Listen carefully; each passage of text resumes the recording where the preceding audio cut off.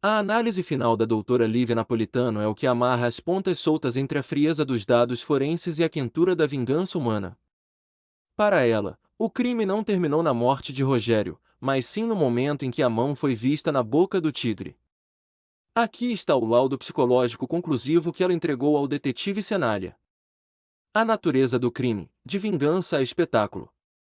Diferente de um assassino comum que tenta esconder o corpo para evitar a captura, Gilmar buscou a exposição. O crime foi dividido em duas fases distintas. A fase punitiva, o viveiro onde ele exerceu a violência direta para corrigir uma injustiça.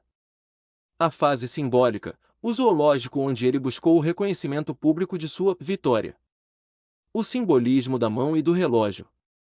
Para Gilmar, a mão esquerda de Rogério não era apenas um membro biológico, era um instrumento do crime original. A caneta e o contrato. Gilmar repetia que aquela mão o roubou.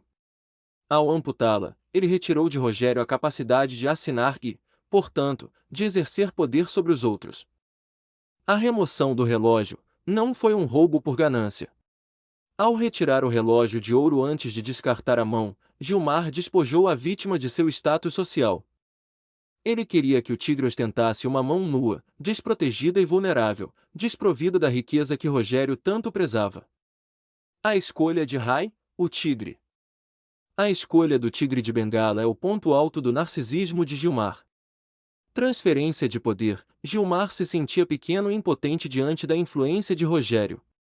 Ao conseguir alimentar o maior predador do zoológico com os restos de seu inimigo, ele sentiu que estava, por procuração, no topo da cadeia alimentar. O público como testemunha, o uso de uma visita escolar não foi acidental. Gilmar queria o caos.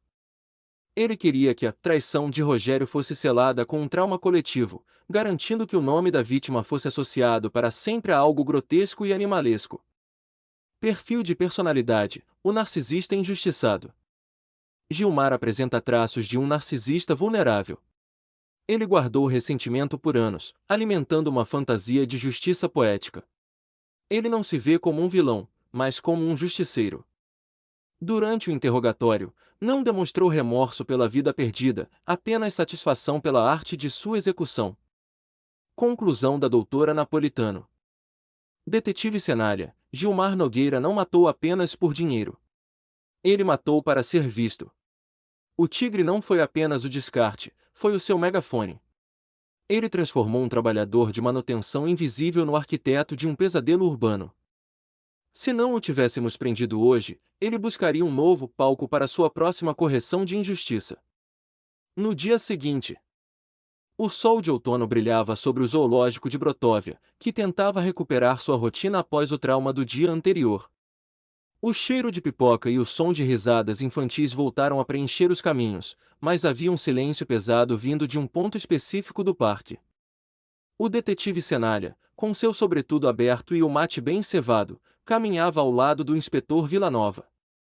Entre eles, a agente Krisha Rivera parecia quase camuflada, seu penteado volumoso e amarelo vibrante combinava perfeitamente com o enorme algodão doce que ela segurava com uma satisfação quase infantil. Ao chegarem em frente ao grande recinto de vidro, Senália parou. Ele olhou para as pedras, para a pequena cascata e para a grama alta.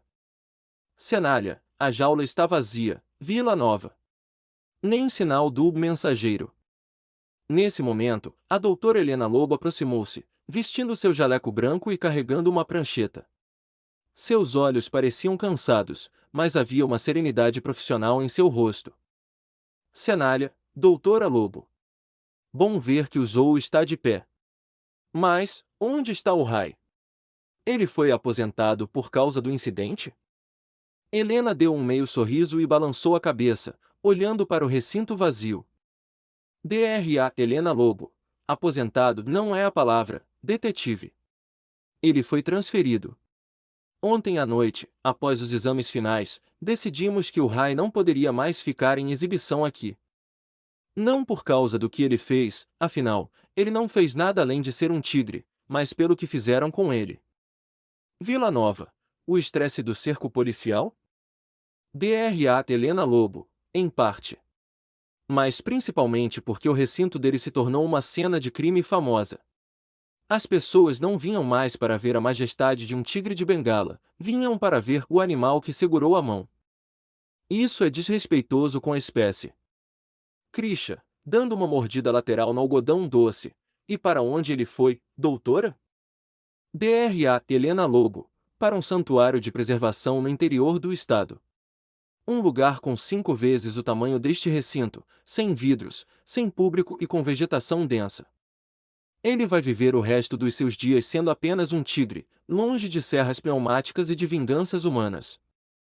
Cenália assentiu, satisfeito. Ele tirou sua pequena térmica preta do bolso interno do sobretudo e serviu o seu último gole de chimarrão. Cenália, justo. O Rai foi a única testemunha que não podia falar, mas foi a que mais disse. Ele merece o silêncio agora. Vila Nova, olhando para o relógio, bem, o tigre está em paz, o Gilmar está na cela e o corpo do Rogério está com o IML. Acho que nossa visita terminou, Cenália. Cenália, caso encerrado, Vila Nova. Foi a vingança que usou a ciência forense e a tecnologia contra si mesma. E, como sempre, a ambição humana é mais perigosa que qualquer tigre de Bengala. Krisha, apontando para a saída com o palito do algodão doce já quase vazio, e eu preciso de um café. Esse algodão doce me deu um pico de glicose que só um expresso duplo resolve. Os 3 investigadores caminharam em direção à saída, deixando para trás a jaula vazia que, por um breve e terrível momento, foi o palco do crime mais bizarro da história de Brotóvia. Fim do caso.